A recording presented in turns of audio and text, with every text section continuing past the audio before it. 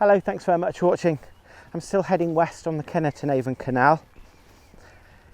In this episode, I go through a really strange lock with vegetation on the sides. There's only two like it, and you have to drive down the middle of the lock and get off. It almost feels like a sort of a gangplank. And then I break a swing bridge. It's not just a swing bridge that leads onto a farmer's field. Oh no, it's a main road swing bridge with red lights flashing and lots and lots of chaos. Even Canal and River Trust can't fix it. So all of that coming up in this episode.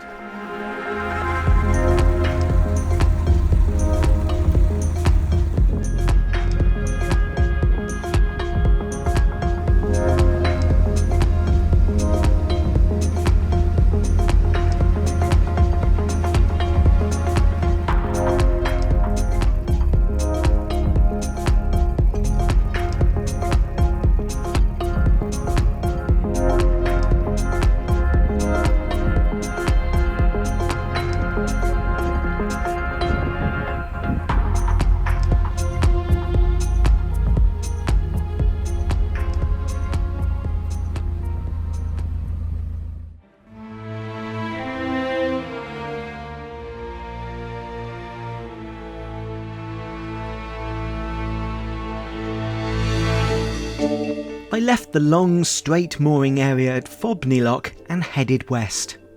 After passing under Milkmaid's Bridge, there was my first lock of the day. Just to the south here is the Burfield Fishing Complex, where you can fish for carp 24/7. Passing under the M4 motorway that spans the UK from Wales to London, there is Garston Lock. This is the wide lock with slanted vegetation sides.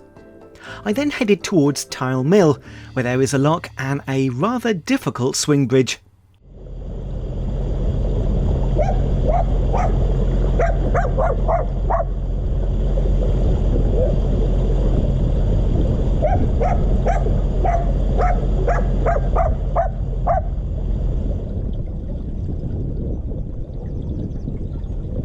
I was keen to take it easy and enjoy the mix of canal and river ahead.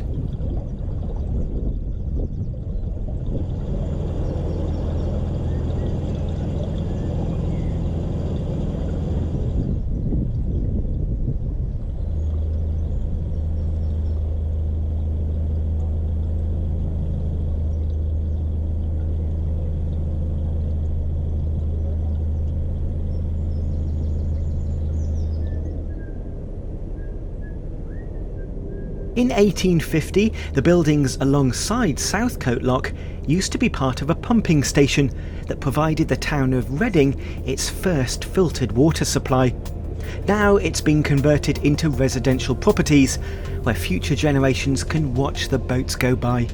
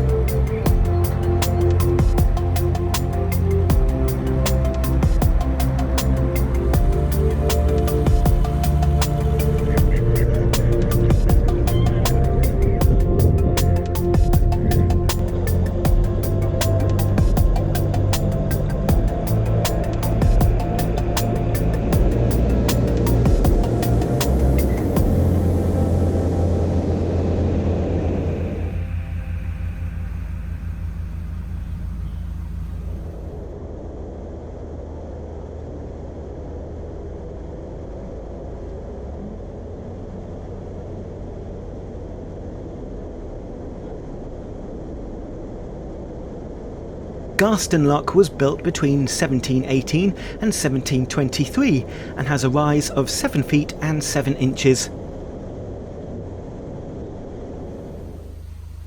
Unlike a brick or stone-sided lock, this has sloping sides covered in plants.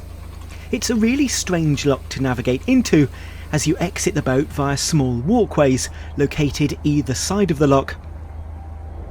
As more water is required to fill the lock, it does take some time.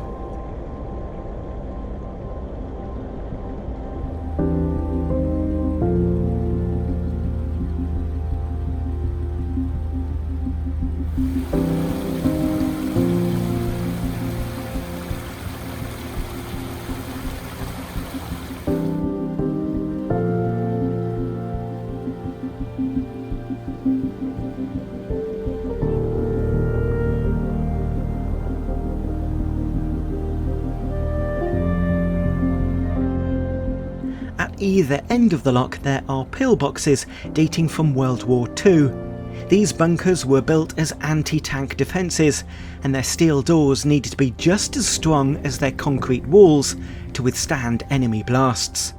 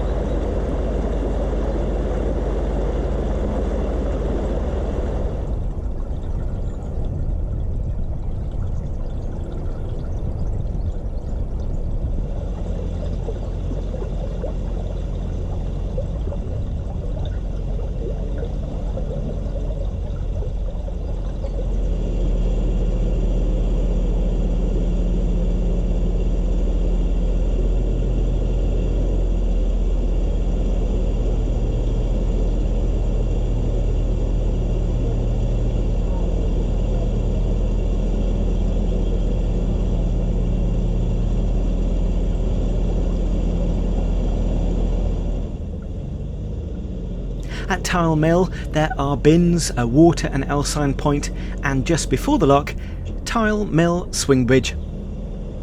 I was told it regularly breaks down, and today was my turn. The bridge opening procedure was activated by a single button as normal, and the stop lights started to flash. Well, oh dearie me.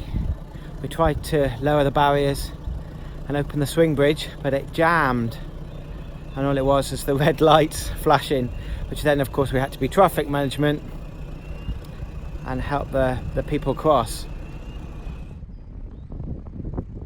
Canal and River Truss were called and arrived relatively quickly, but couldn't fix it.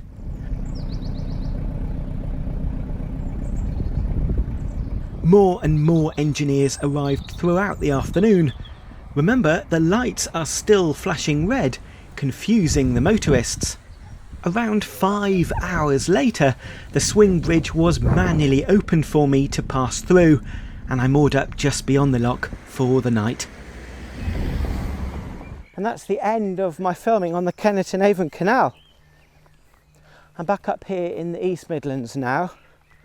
I needed to return back up here because I've just been away to Romania for a week to do some filming for Patron, and I needed to ensure that Alice was nice and safe and friends could look in on her.